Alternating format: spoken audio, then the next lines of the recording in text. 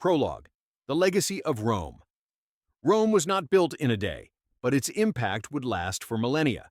The Eternal City is the source of our laws, language roots, political systems, religions, military strategies, and even the very letters on your screen. Rome's history is a story of endurance and evolution, from a kingdom of shepherds to a republican powerhouse to an imperial titan, and ultimately to a cultural memory so potent that centuries of kings and empires tried to resurrect its name. This is the entire history of Rome, from its mythic founding to its final fall. Chapter 1. Myth and Foundation circa 1200 to 509 BC Aeneas, and the Trojan Link. Rome's story begins not in Italy, but in the ashes of Troy. According to myth, the Trojan hero Aeneas fled the ruined city and eventually settled in Italy. His descendants, generations later, gave rise to two twin brothers, Romulus and Remus. Romulus and Remus abandoned on the banks of the Tiber and suckled by a she-wolf. Romulus and Remus grew up to found a city, but a dispute over which hill to build on and who would rule led Romulus to murder his brother. In 753 BC, Romulus became the first king of Rome. The seven kings of Rome began as a monarchy. Over nearly 250 years, 7 kings ruled, mixing Italic and Etruscan traditions. Under them, Rome expanded, built its first walls, founded religious institutions, and constructed the early Senate. But the monarchy ended violently. The fall of the monarchy.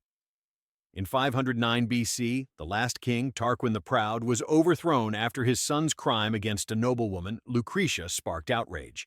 The Romans swore never to be ruled by kings again, and the Republic was born. Chapter 2. The Roman Republic rises, 509 to 264 BC. The birth of the Republic.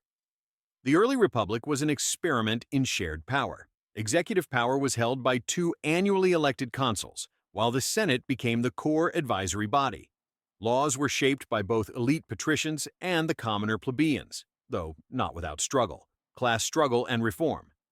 For centuries, the patricians dominated politics, but plebeians fought for rights through strikes, protests, and legal reforms. Gradually, they won access to political offices, laws were written down, the 12 Tables, and new roles like the tribune of the plebs were created to protect commoners. Expansion in Italy. Rome's military was forged through constant conflict. They defeated the Latin League, the Etruscans, and eventually the Samnites and Greeks of southern Italy. By 264 BC, Rome had conquered the entire Italian peninsula. Chapter 3. Mediterranean Power. The Punic Wars, 264 to 146 BC. First Punic War, 264 to 241 BC. Rome's first major foreign war was against Carthage, a naval superpower in North Africa. The fight began over Sicily, and after decades of sea battles, Rome emerged victorious and gained its first overseas province. Second Punic War, 218 to 201 BC. The Second War was legendary. Carthage's general Hannibal marched war elephants across the Alps, crushed Roman armies at battles like Cannae, and ravaged Italy. But Rome held out, and Scipio Africanus finally defeated Hannibal at Zama, ending Carthage's challenge. Third Punic War, 149 to 146 BC, Rome finished the job with brutal finality. In 146 BC, they razed Carthage to the ground, enslaved its population, and made North Africa a Roman province. That same year, they destroyed Corinth in Greece, completing their domination of the Mediterranean. Chapter 4. Crisis and Reform, 146 to 78 BC. The Gracchi brothers' wealth from conquests made the rich richer and the poor poorer. Tiberius and Gaius Gracchus tried to redistribute land and reform politics, but both were killed by senatorial mobs. This set a dark precedent: political violence. Rise of generals. Roman politics grew toxic. Generals like Marius and Sulla fought civil wars over power, using armies loyal to them, not the state. Sulla even marched on Rome and made himself dictator, a temporary office that he abused, weakening republic. As inequality worsened and civil conflict grew, the republican system of checks and balances began to crack. The Senate no longer held authority. Force did, and ambitious men like Julius Caesar took note. Chapter 5. Caesar and the Fall of the Republic, 78 to 44 BC. The First Triumvirate. In 60 BC, Caesar allied with Pompey the Great and Crassus the Rich to dominate Roman politics. This unofficial trio rigged elections and bypassed Senate authority. Caesar became consul in 59 BC Gallic Wars, 58 to 50 BC. To avoid prosecution and build fame, Caesar campaigned in Gaul for nearly a decade. He conquered modern France, invaded Britain, and wrote glowing accounts of his achievements. His power soared. Civil War, 49 to 45 BC. The Senate under Pompey ordered Caesar to disband his army. He refused. In 49 BC, he crossed the Rubicon River, saying, "The die is cast." Civil war erupted. Caesar defeated Pompey, who fled and was killed in Egypt, dictator for life. Back in Rome, Caesar was made dictator. He passed reforms, pardoned enemies, and filled the Senate with loyalists. But many feared he aimed to be king. On the Ides of March, 44 BC, a group of senators assassinated him. Chapter 6. Augustus and the Empire, 44 BC, 14 AD, the Second Triumvirate. Caesar's heir Octavian joined Mark Antony and Lepidus to form a new triumvirate. They defeated Caesar's assassins at Philippi, but rivalry between Octavian and Antony led to more war. Battle of Actium, 31 BC, Antony allied with Cleopatra of Egypt, alarming Rome. In 31 BC, Octavian's forces crushed their navy at Actium. Antony and Cleopatra took their own lives. Octavian became sole ruler, princeps and Augustus. In 27 BC, Octavian became Augustus, the first emperor. He claimed to restore the republic but held supreme power. His reign began the Roman Empire, a monarchy in all but name. Pax Romana. Begins Augustus reformed the army, expanded infrastructure, stabilized currency, and ushered in the Pax Romana, a 200-year era of relative peace and prosperity. Chapter 7. Emperors of Rome, 14 to 235 AD, Julio-Claudian dynasty. After Augustus came Tiberius, then mad emperors like Caligula and Nero. Some were capable, others cruel. Nero's reign ended in revolt and suicide, triggering the year of the four emperors, Flavian and adoptive emperors. The Flavians restored order. Vespasian built the Colosseum. His son Titus completed it and dealt with disasters like Mount Vesuvius. The five good emperors followed, including Trajan, who brought Rome to its greatest territorial extent, and Hadrian, who consolidated and built walls. Culture and society. Rome reached over 60 million people. Roads, aqueducts, and law unified the empire. Latin and Greek were lingua franca. Slavery was widespread, but so was urban life. Roman citizenship expanded, offering identity across a vast world. Chapter 8.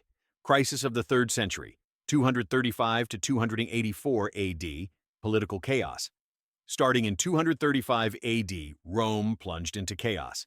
In just 50 years, more than 25 emperors rose and fell, most assassinated. Civil war, plagues, and economic collapse ravaged the empire. Foreign invasions. Germanic tribes attacked the frontiers. The Persians captured Emperor Valerian. Roman borders shrank. Breakaway empires formed in Gaul and the East. The empire nearly fell apart. Reforms by Aurelian and Diocletian Emperor Aurelian fought back and reunited the empire. Later, Diocletian introduced radical reforms. He split the empire into East and West, froze prices, and created the Tetrarchy, rule by 4 emperors. Chapter 9.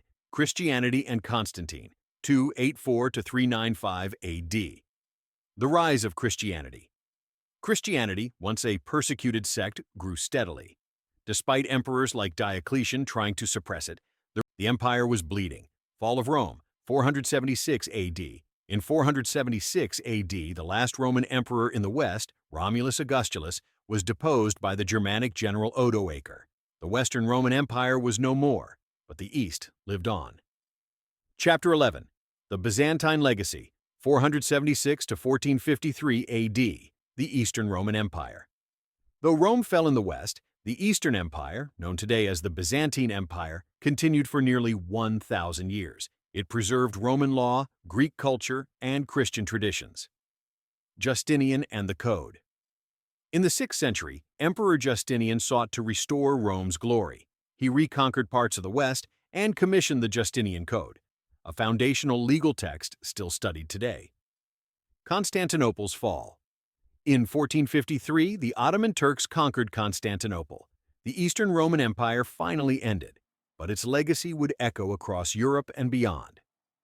Chapter 12. Rome's eternal influence, law, and governance. Roman law underpins modern legal systems. Concepts like citizenship, contracts, and legal precedent trace back to Rome. Language and culture. Latin evolved into the Romance languages, Italian, French, Spanish, Portuguese, Romanian, and influences English deeply. Religion Christianity, a minor cult in the empire's early days, became the world's largest religion, centered in Rome. Architecture and engineering aqueducts, domes, roads, and concrete all revolutionized building. Roman designs inspire governments, museums, and capitals worldwide. Ideals and identity Rome remains a symbol of civilization and a warning. It is remembered for glory and decay, justice and cruelty, reason and violence. To understand Rome is to understand power, ambition, and humanity itself. Epilogue. The Eternal City. Rome never truly died. Though emperors fell and borders shifted, its soul lived on in law, language, and memory. Even today, from the Vatican to the U.S. Senate, from civil codes to classical columns, Rome echoes in every corner of the world. The Eternal City endures, not in conquest, but in culture. This has been the entire history of Rome.